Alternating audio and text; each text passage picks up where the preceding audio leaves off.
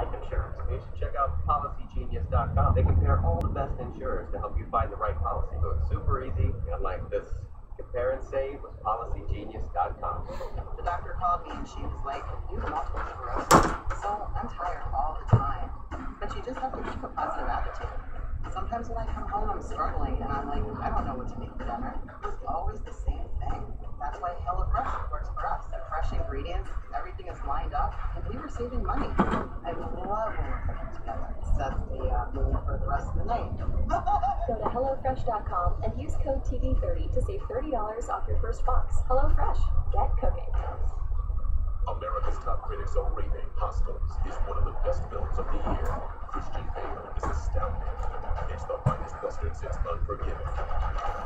Hostiles, rated R, now playing in select theaters everywhere January 26th.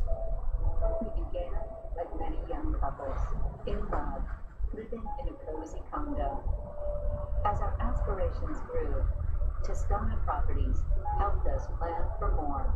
The task wasn't easy. We had new friends by our side, guiding us along the way.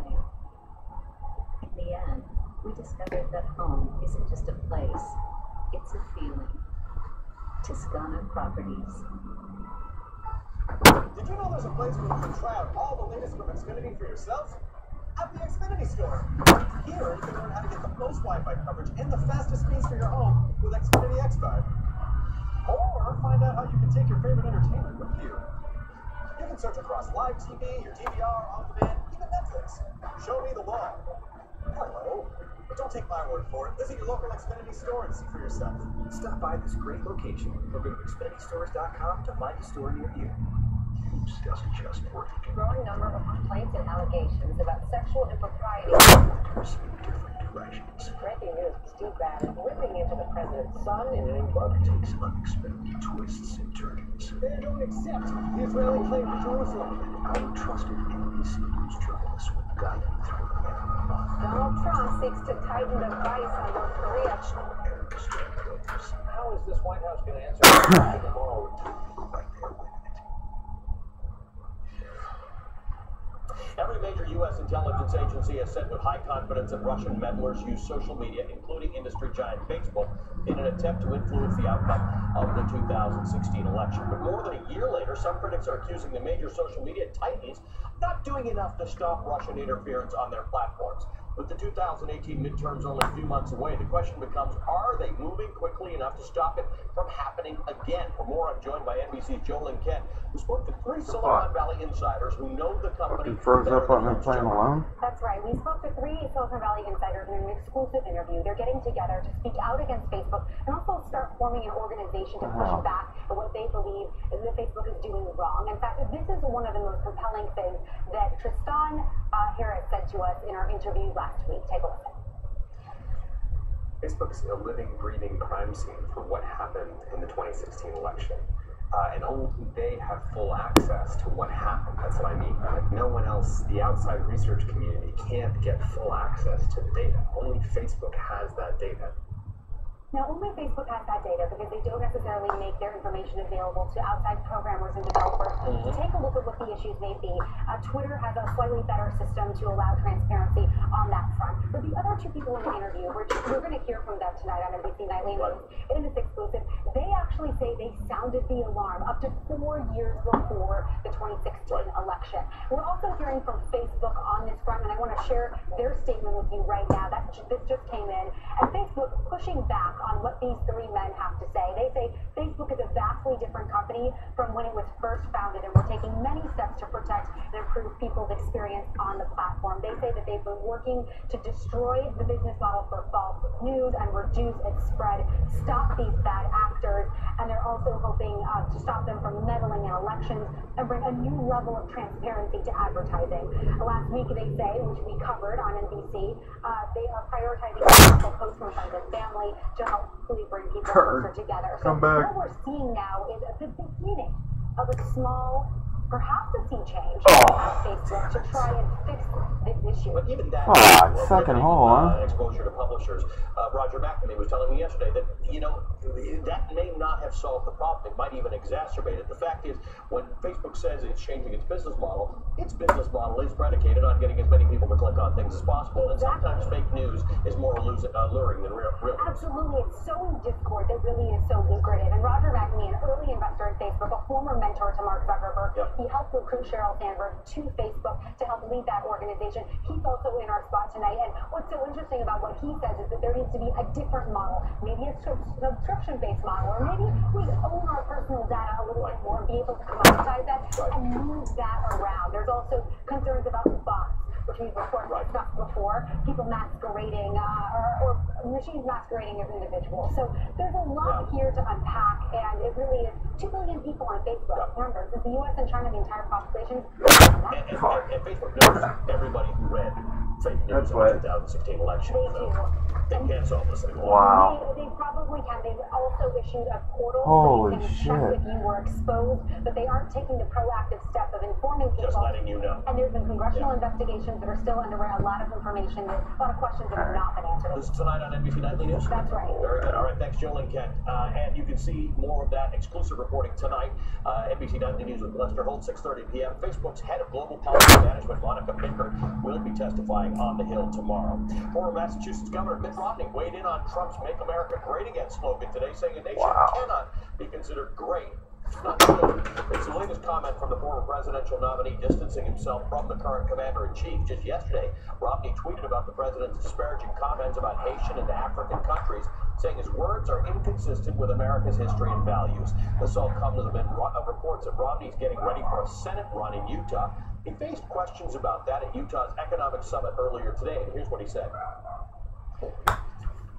When will you announce that you're going to run, Governor? Are you planning an announcement soon? I've got nothing for you on that topic. I'm sorry.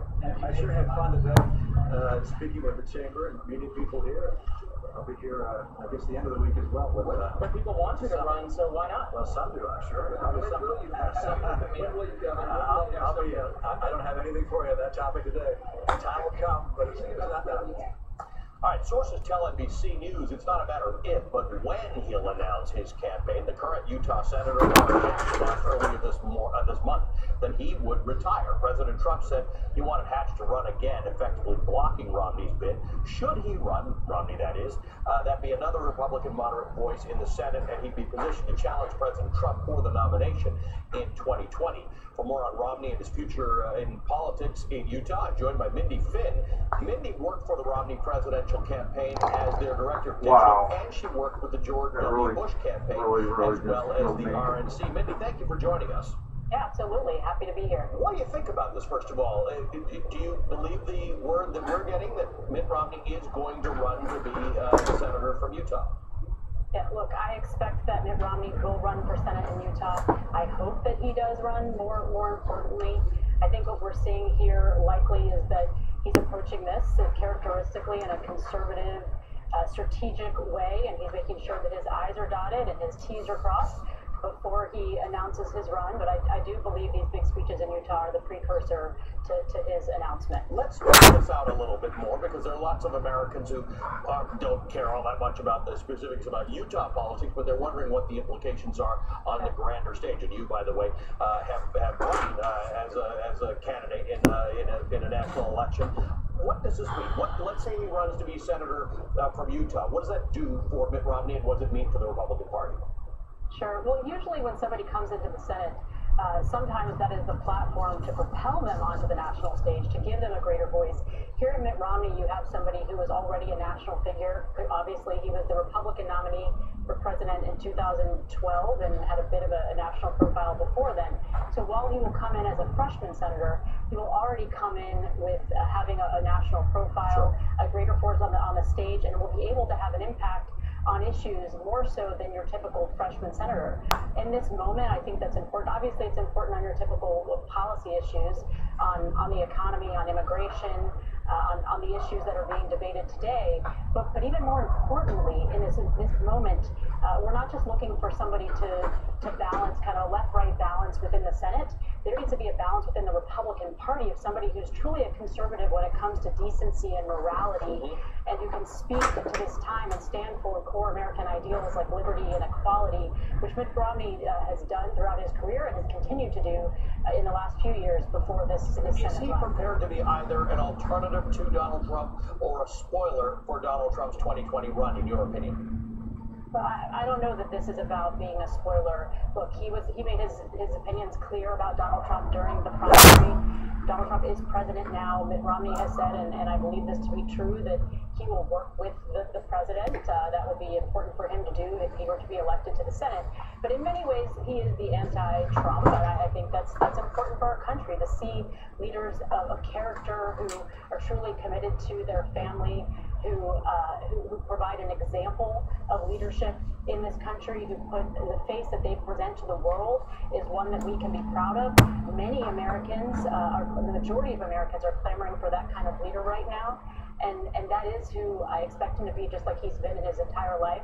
And in that way, he will be the anti-Trump. Doesn't mean he'll be oppositional to fighting Trump, but he will stand for those core values of liberty and equality that have long defined this country, and he'll be able to do that in an authentic way.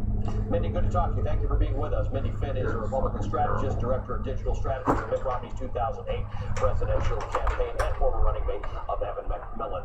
All right, coming up next, the White House briefing room. We're going to bring you the results of the president's physical exam, as well as soon as the briefing with Press Secretary Sarah Sanders and the White House position gets underway. That's due to happen any moment.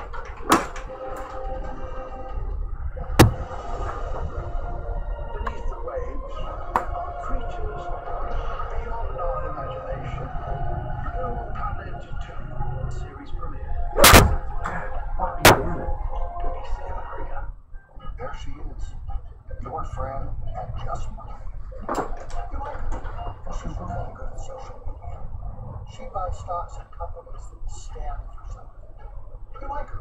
She's always out on the latest trends. She got it early on the whole golden yoga thing.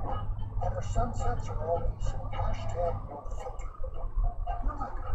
But you like her better if you make her than she does. Don't get mad, just get intrigued. Hey, Janet. Can you suggest any good house cleaners? I'll take both of your top 4 guys and free background checks and reviews for each of them. You can't expect your neighbors to do everything Home Advisor can. So to find and book a top-rated home pro for free, just ask Home Advisor.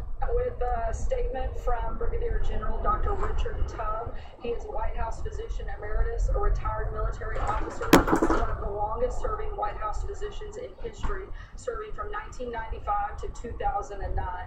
As a physician to the president, he earned the trust and confidence of presidents from differing parties.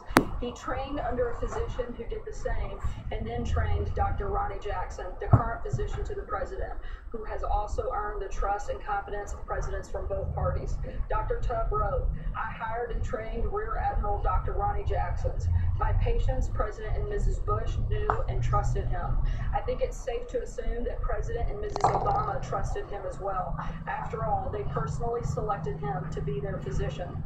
Today, Dr. Jackson will offer his professional assessment of the president's medical fitness for duty. Friday, Dr. Jackson conducted and supervised Donald Trump's first periodic physical exam as President of the United States. Having had the opportunity to review the test, consult specialists, thoughtfully analyze the results, and discuss them with his patient, he will provide us with his considered assessment of the President's medical fitness for duty now and for the remainder of his term of office. With regard to Friday's examination, knowing Dr. Jackson, I am confident that he practiced good medicine. However, it would be an error to view that exam and Dr. Jackson's assessment as an isolated event. In practice, it is an ongoing process. Far more important to a meaningful assessment of the president's fitness for duty is the doctor's evaluation, observations, interaction, conversations, examination during the remaining 364 days of the year. Dr. Jackson and his team have been doing precisely that from the moment Donald J. Trump was elected. Beginning on November 9th, 2016, the members of the White House Medical Unit began shadowing the new president-elect, figuratively velcroed to his side 24/7. On January 20th, 2017, Dr. Jackson became that Velcro. Dr. Jackson's office is one of the only of very few in the White House residence proper and is located directly across the hall from the president's private elevator. On any given day, the physician's office, as it is known, is generally the first and last to see the president. Dr. Jackson has built and leads an organization that is better than any other in history. I know that I, as physician to the president, was well served by this president's doctor. More importantly, President and Mrs. Bush were well served by Dr. Jackson, as were President and Mrs. Obama. In keeping with his oaths, I have every reason to believe that Dr. Jackson will well and faithfully discharge the duties of his office, and that President and Mrs. Trump, the office of the presidency, and the country will be well served because of it. Thank you, Brigadier General Dr. Richard Tubb, for that background and that information. And with that, I will turn it over to Dr. Jackson. As always, if you could, please keep your questions on topic. And after Dr. Jackson finishes, I'll come back up to address any questions of the day. Thanks, Doc. Yes, sir. Good afternoon, everyone. All right, so to start with, what I'm going to do is I'm going to read to you the summary of the President's physical. And so I'll just read through this, and then after I'm done reading this, immediately after the brief, we'll make this available to everyone exactly as I've read it here, and then I'll take a few questions. So, to start with, President Donald J. Trump has completed his first periodic physical examination as President of the United States. I performed and supervised the examination of appropriate specialty consultations and diagnostic testing. The exam was conducted January 12, 2018 at the Walter Reed National Military Medical Center. The purpose of the exam was to provide the public with an update of the President's current health status and to ensure the President continues to enjoy all the benefits of good health. This examination focused on evidence-based health screening and disease prevention. With President Trump's consent, I released the following health information. Vitals as follows. Age 71 years and 7 months at the time of the exam. Height 75 inches. Weight 239 pounds. Resting heart rate 68. Blood pressure 122/74. Pulse oximetry 99% on room air. Temperature was 98.4. Physical examination by system to include any studies that were done by system. Eyes, the President's uncorrected visual acuity is 20/30 bilaterally, with corrected visual acuity of 20/20 bilaterally. His visual fields were normal. Fundoscopic exam was normal bilaterally. His intraocular pressures were normal, and no ocular pathology was discovered. Head, ears, nose, and throat. Normal exam of the head, ears, nose, mouth, and throat. Dental exam. He has healthy teeth and gums. There were no other dental findings. Neck. Normal thyroid exam. No noted lymphadenopathy. Auscultation of his carotid arteries were normal. Pulmonary exam. His lungs were clear to auscultation. A screening low-dose CT of the chest demonstrated no pulmonary pathology. Cardiac exam. Heart exam was normal. Regular rhythm. No murmurs or other abnormal heart sounds were noted. His ECG, or commonly EKG, was normal sinus rhythm with a rate of 71, had a normal axis, and no other significant findings. He had a transthoracic echocardiogram done, which demonstrated normal left ventricular systolic function, an ejection fraction of 60 to 65%, normal left ventricular chamber size and wall thickness, no wall motion abnormalities. His right ventricle was normal, his atria were grossly normal, and all valves were normal. He had an exercise stress echocardiogram done, which demonstrated above average exercise capacity based on age and sex, and a normal heart rate, blood pressure, and cardiac output response to exercise. He had no evidence of ischemia, and his wall motion was normal in all images. Gastrointestinal exam. He had a normal exam, no masses, no hepatomegaly or splenomegaly. He had a normal optical colonoscopy done in 2013, June of 2013, that demonstrated no polyps or abnormal findings, and because of that, a repeat colonoscopy is not indicated at this time and will be deferred until his next periodic physical exam. Genitourinary exam was normal. Extremities and musculoskeletal, normal throughout. Full range of motion in all joints. He had strong distal pulses and good capillary refill in all extremities, and no swelling or edema. Neurological exam. Examination of the cranial nerves, cerebellar function, deep tendon reflexes, motor function, and sensory system were all normal. A cognitive screening exam using the Montreal Cognitive Assessment was normal with a score of 30 over 30. Dermatologic exam, normal, no evidence of melanoma, basal cell carcinoma, squamous cell carcinoma, or any other significant dermatologic diseases. I'm going to very briefly go over some of the labs here that I feel are most important and most providers would be interested in, and then you can look at the details when I put out the written. But laboratory results summarized. The lipid panel, he had a total cholesterol of 223, triglycerides of 129, HDL of 67, an LDL cholesterol of 143, and his total cholesterol to HDL ratio is 3.3. His complete blood count, to include his white blood cell count, his hemoglobin, hematocrit, and platelet count were all normal, and the values are on the written copy you'll get. His extended metabolic panel as follows. His fasting blood glucose was 89. His BUN was 19. His creatinine was 0.98, indicators of his renal function. His liver enzymes, his ALT was 27. His AST was 19, normal. His hemoglobin A1C was 5%. His vitamin D was 20. His PSA was 0.12. And his thyroid screen with TSH was 1.76. He had a urinalysis done that was clear and had no evidence of protein, ketones, glucose, or blood. His past medical history includes hypercholesterolemia and rosacea. His past surgical history, he had an appendectomy at age 11. His social history, he has no past or present use of alcohol, no past or present use of tobacco. His medications as follows. He takes Crestor, 10 milligrams daily to lower his cholesterol. He takes aspirin, 81 milligrams daily for cardiac health. He takes Propecia, 1 milligram daily for prevention of male pattern hair loss. He takes cilantro cream as needed for rosacea. And he takes a multivitamin each day for health maintenance. Immunizations, the president, during his physical exam, had a Prevnar 13 immunization to prevent pneumococcal pneumonia, and he had number 2 dose of his Twinrix to prevent hepatitis A and B. His routine vaccinations, to include his seasonal influenza, are all up to date, and all indicated travel vaccinations are up to date. In summary, the president's overall health is excellent. His cardiac performance during his physical exam was very good. He continues to enjoy the significant long-term cardiac and overall health benefits that come from a lifetime of abstinence from tobacco and alcohol. We discussed diet, exercise, and weight loss. He would benefit from a diet that is lower in fat and carbohydrates and from a routine exercise regimen. He has a history of elevated cholesterol and is currently on a low dose of Crestor. In order to further reduce his cholesterol level and further decrease his cardiac risk, we will increase the dose of this particular medication.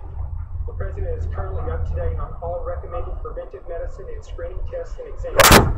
All clinical data indicates that the president is currently very healthy and that he will remain so for the duration of his presidency. Okay, with that, I'll take some questions. Before we get started, let me just make one comment. I'd just like to point out for all of you here in this room, many of you which know me, if something should happen to you over the next few months and you should fall ill at some point, then most likely I will be the one called to come and take care of you. So when you ask your questions, please keep that in mind. Yes, sir. Dr. Jackson, how much weight have you suggested the president lose? And he has not exactly been enthusiastic about exercising. The president kind of believes that we all have a finite battery. Why waste it on exercising? We put it to whatever pursuit. So what did you counsel him about that? Right, that's right. So, I think the president, he and I talked, and he would like to lose over the next, I think a reasonable goal over the next year or so is to lose 10 to 15 pounds. We talked about diet and exercise a lot. He's more enthusiastic about the diet part than the exercise part, but we're going to do both. He and I will work together over the next year to incorporate a good plan and so that we can meet those goals. Yes. Two questions for you. Number one, there have been some questions as part of your exam. I'm wondering if you talked to the president about this, about the president's mental fitness. He has pushed back on that, calling him a stable genius. Can you assess the president's mental fitness for office? Absolutely. So, many of you may have picked up on the fact that we did do a cognitive assessment as part of the exam. And initially, I had no intention of including a cognitive assessment in this exam because, to be honest with you, per all the guidelines that are out there, it's not indicated at this time. A lot of the guidelines would suggest that you do cognitive screening questions, and then if you have a positive or concerning answer in the screening questions, that then you engage with a cognitive screening tool. So I had no intention whatsoever of doing that, like I said, because I didn't feel it was clinically indicated. And part of the reason I didn't think it was clinically indicated is because I've spent almost every day in the president's presence since January 20, 2000, or last year, when he got into office. And I've seen him every day. I've seen him 1, 2, sometimes 3 times a day because of the location of my office. We have conversations about many things. Most don't revolve around medical issues at all, but I've got to know him pretty well. And I had absolutely no concerns about his cognitive ability or his neurological function. So I was not going to do a cognitive exam. I had no intention of doing one. The reason that we did the cognitive assessment is plain and simple because the president asked me to do it. He came to me and he said, is there something we can do, a test or some type of screen that we can do to assess my cognitive ability? And so I looked into it, and once again, and my initial question was that I didn't think it was indicated and I didn't think we should do it. After looking at some of the guidelines, there are a few guidelines out there that lean in the direction of potentially doing it. The Medicare guidelines and some of the NIH, National Institute of Aging, they've indicated that it might be a good thing to start doing for most patients in the future. With that in mind, I went through and I looked at a variety of the cognitive assessments that were available. Most of them were very simple, very short. And I think that's the goal, actually, for primary care providers in doing this, is to keep it simple, keep it short. We picked one of the ones that was a little bit more involved. It was longer. It was the more difficult one of all of them. It took significantly longer to complete, but the president did exceedingly well on it. So that was not driven at all by any clinical concerns I have. It was driven by the president's wishes, and he did well on it. The president's personal doctor memorably said during the campaign that he would be the healthiest individual ever elected in the presidency. Do you agree with that assessment? I'm not going to comment on that. My job is to basically give you my assessment of President Trump today, and I'm not going to make any comparisons with the presidents over the last 200 years or anything. Yes. There was an incident recently where the president appeared to slur his words while giving an address. Did you look into what the cause of that might have been at all? I did. Yeah, we talked about that, and actually one of my ENT consultants was involved in that. We evaluated it. We checked everything out, and everything was normal. We even went so far as to do an ultrasound of his parotid glands and a few other things, and there was absolutely no clinical findings that would suggest. I think the reason for that was, quite honestly, me being up here right now, I think I need a drink of water. I think that I had given the president some medication, specifically some Sudafed over the days previous, and I think that I had inadvertently kind of dried up his secretions a little bit more than I intended to, and I think that led to, that precipitated it. That suggested that could be related to dentures. Does the president wear dentures even to the dental exam? The president has no partial or dentures of any kind. Yes. To ask you 2 questions. One is about the ejection fracture. My wife suffers from that, so I put it on 60%. Is that a concern going forward for him? Is because that in some cases indicates low activity? No, not at all. 60 to 65% is a normal ejection fraction. There's no concern about that at all. Follow up on cholesterol, over 220. Do you hope to get it under 200? We're not focusing on the total cholesterol as much as we are the LDL. We'd like to get the LDL down below 120, so that's what we'll be